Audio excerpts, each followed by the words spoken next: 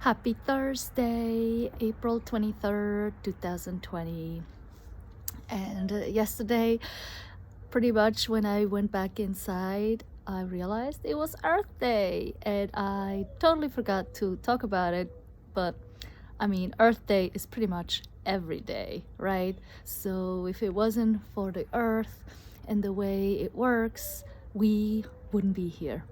And we need our trees, which I love. They're my favorite. We need anything in this ecosystem that helps us breathe and be alive.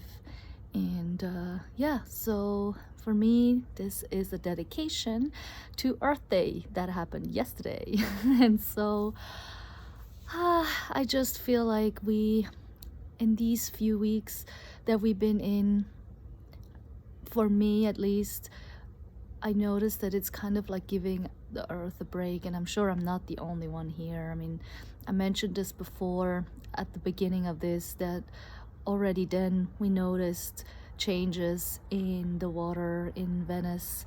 We noticed in Wuhan how it was very polluted, and it got much better very shortly, or in this area at least. And I'm sure here is no different.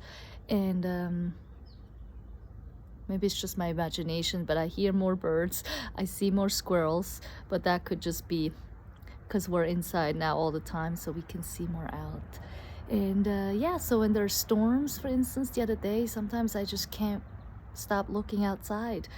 We now have a branch, you can see it right here, that is broken down. I think that happened on Monday.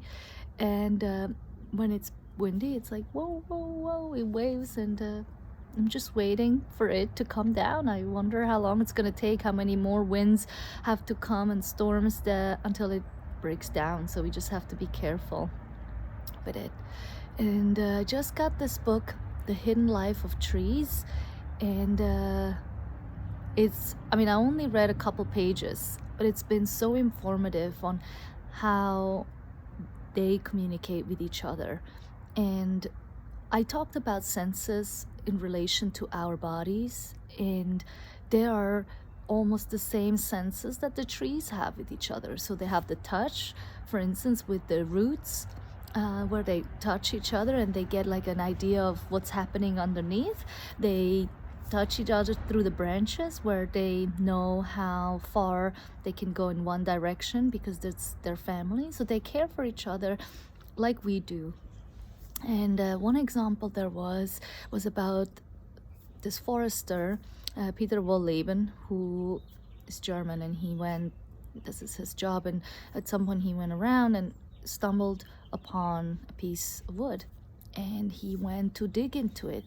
And what he found out is that that was a tree that was cut up many years ago, I think even hundreds of years ago, but it was still alive because it still had green there. It wasn't just decayed and dead, it was actually still alive. And in a way, it just showed me how much life there still is, even at the smaller scale. And we are all made out of molecules, atoms, and the way we're put together in the pieces that I look, the way I look, the way you look, how we are all put together, how nature is put together, we're all have the same content, but just put together in different ways. And it just seems very odd to think like this.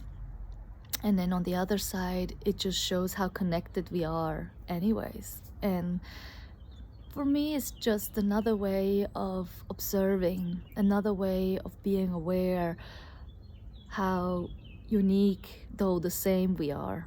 And it's just not surprising, but just interesting and explorational, if that's a word, to see how much that we see we could be. And it's not be in ways of like I'm looking at a barbecue, like I'm not going to be a barbecue, but like that all these parts that make us who we are resembled on earth. are in nature.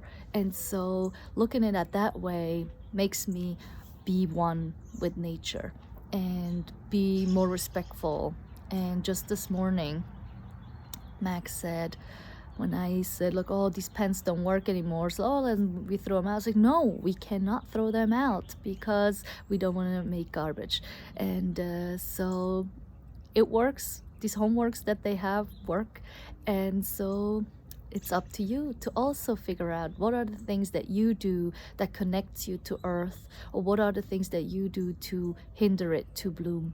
And here's my thought of the day dedicated to earth, and enjoy.